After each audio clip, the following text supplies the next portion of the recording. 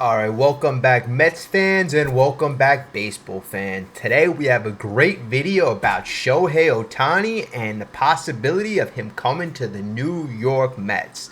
But first I want to take a second to thank you so much for your support on the last couple of videos. I appreciate the likes, I appreciate the subscriptions. Please take a second right now to like the video and sign up for a subscription. We have plenty of videos to come. Okay. Also, I just want to mention towards the end of the video, I've used the baseball trade calculator and I've come up with a couple really nice trade packages. What it would take for the Mets to acquire Shohei Ohtani based on his value right now. So you're going to want to stick around for that. But first, let's get into Shohei Ohtani, the phenom. So, baseball hasn't really seen a guy like Shohei Ohtani probably since Babe Ruth. A guy who can pitch, a guy who can hit home runs, a guy who can win the MVP, a guy who could potentially win the Cy Young. Maybe we've never actually seen a guy like this. But effectively, with Ohtani, if he were to go to the Mets or any team for that matter, you'd be getting two players within one. You'd be getting a phenom starting pitcher, and you'd be getting an MVP caliber DH. So right now, he's a 28-year-old. He would instantly solve the Mets' struggle at DH without a doubt. So Vogelbach, you're out the door. Shohei Ohtani, last year, he hit 273. He had a 356 on base, a 519 slug. His OPS was 875. He had 34 home runs, and he had 95 RBIs. So last year, he did phenomenal. Not to mention, he also stole 11 bases. He also had 30 doubles. So the guy, he's multi-dimensional. He's fast.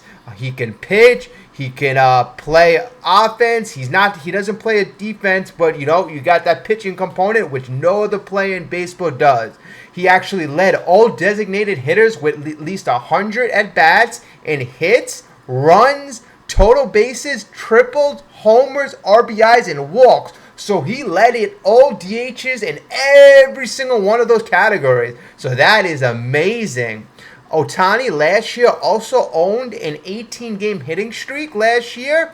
And basically, bottom line, he would transform this Mets lineup. And just so you have a little note, for the last two seasons, Ohtani had a 265 batting average, 364 on base, and a 554 slug. That's over the last two seasons. He also had a 918 OPS, and he averaged 40 home runs and 98 RBIs. So that is the production that you would be getting out of Ohtani from the bat. From the pitching side, over the last 2 years, he was 24-11. He had a 270 earned run average, a whip of 1.04, and he had 11.4 strikeouts per 9 innings.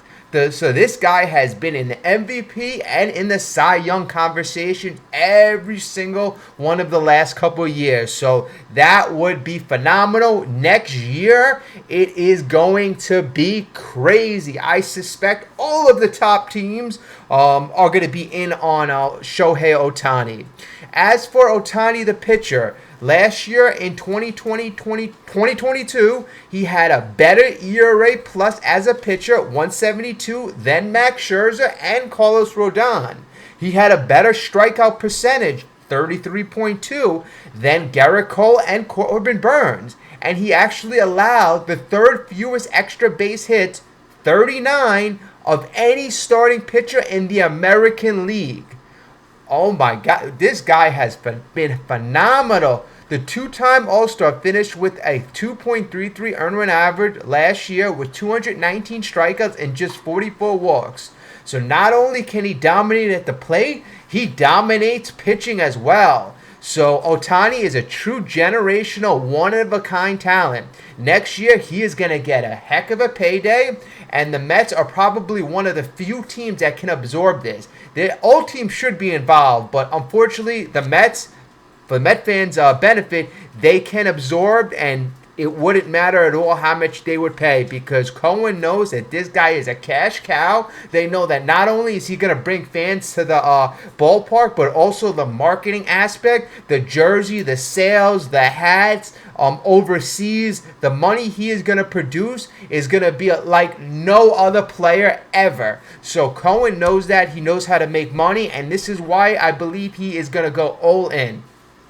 This is also why I predict that if Cohen feels his chances of signing Shohei are going to be greater if he acquires him at the deadline, I think that he would be willing to pull the trigger for a trade. If he talks to Billy Epler, and Billy Epler, who has that close personal relationship with Shohei, if he goes, hey, you know what, Steve, we're going to have like a 50% better chance of signing Shohei if we acquire him at the deadline, I think that that's going to be something to take a look at. And this is why what I've done is I've used the baseball trade values calculator to come up with 3 trade packages that are pretty intriguing.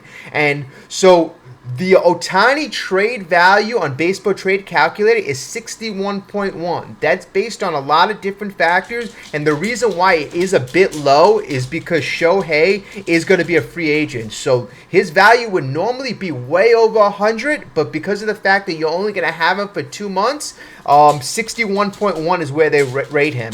So the first package that I have that I put together is Brett Baty, which carries a value of 33.8. Jose Butto has a value of 2.2, and Kevin Parada has a value of 26.1. That totals 62.2 going to the Angels and 61.1 Ohtani coming to the Mets. So the Angels are getting a little bit more of value coming back, but at least they're not going to lose him for nothing in free agency. So that's what it would take, according to baseball trade values, to acquire Shohei Ohtani. And if you don't like that trade package, no worries. I got another package. I got a few more coming. The second trade package would feature Kevin Parada as well, but this time we would change things up. We would throw Jeff McNeil, who carries a value of 22.3, and Jet Williams, who carries a value of 15.7. Jet Williams is our 5th ranked prospect, and Kevin Parada is our number 3 ranked prospect. So in that package, number 3 ranked prospect, our number 5 ranked prospect would be going over, along with Jeff McNeil, who has 2 years left of control. That's a value of 64.10 going to the Angels, and Ohtani coming back to the Mets comes back with a value of 61.1. So that is another trade package. Okay, if you don't like that trade package, I have another one, and this one actually has a bit more pitching going to the Angels. I know that organization has always been deprived with pitching talent. So you know what? This package features a bit more pitching going back in that direction. So we're going to center this package around, again, the number 2 prospect in our system, Kevin Parada. He carries a value of 26.1. McNeil carries a value of 22.2. Peterson actually has pretty decent value. He's going to carry a value of 10.1, and we're going to throw Dominic Hamill in there, our number 12th ranked prospect. He's going to carry a value of, I believe it's 2.2. But bottom line, that trade package is going to total 60.70, so about 61 points, and 61 points is with the value of Shohei Ohtani. So that's another trade package. And I know what you're saying, hey, you know what, it's probably going to take more, and you're probably right. It depends on how the Angels, their willingness to deal Shohei, and I believe that's going to be based on, you know, the sale of their organization, where they are at that point, also based on whether they believe they're going to sign Shohei. And I think there's no doubt about that Shohei's going to walk. He wants to play with a serious contender. He wants to play in a major market. This is why I think New York is perfect, but there's also going to be a lot of competition for the Mets. I have here teams that should be in the running for Shohei. Without a doubt, the Dodgers should be in a running. The Mets should be in the running. The Giants should be in the running. The Yankees should be in the running. The Red Sox should be in the running. The Padres, I would say they should be in the running, but they're going to probably be focusing on Soto pretty soon. But with them, you never know. The Blue Jays, they never surprise me, so they may be in the running. But I would say the Giants and the Mets right now, those are the teams that do not have a generational talent. The Dodgers have Mookie Betts. The Yankees obviously have Aaron Judge. So the Mets, you could say, hey, Lindor, but Lindor and Pete Alonso, they're good players, but they're not generational players. Mookie Betts is a generational player. Aaron Judge is a generational player. So the Mets and Steve Cohen know that the importance of having a Shohei Ohtani and what he would bring to the organization, also what he would do off the field. It's not only what you bring on the field, it's what you bring off the field. The Dodgers also know the importance of having a guy like Shohei. That's why I believe they've cleared so much payroll. The Dodgers are a very smart and bright organization. They've done things right the last couple of years, and I think they're going to do things right next season as well, next offseason as well. And I think they are going to be the biggest competitor in the Shohei Ohtani sweepstakes. That's why I believe if it gives the Mets an edge about acquiring him at the deadline and giving up these trade packages, in my opinion, I do think it's worth it. If we're going to be talking more than these trade packages, then it's something that I would debate. Then it's something I would say, hey, you know what? Let's move and wait till the next offseason because then we can acquire him. But if these trade packages, acquiring him at the deadline, if it gives us that much of an edge, then it's something that I'm willing to explore.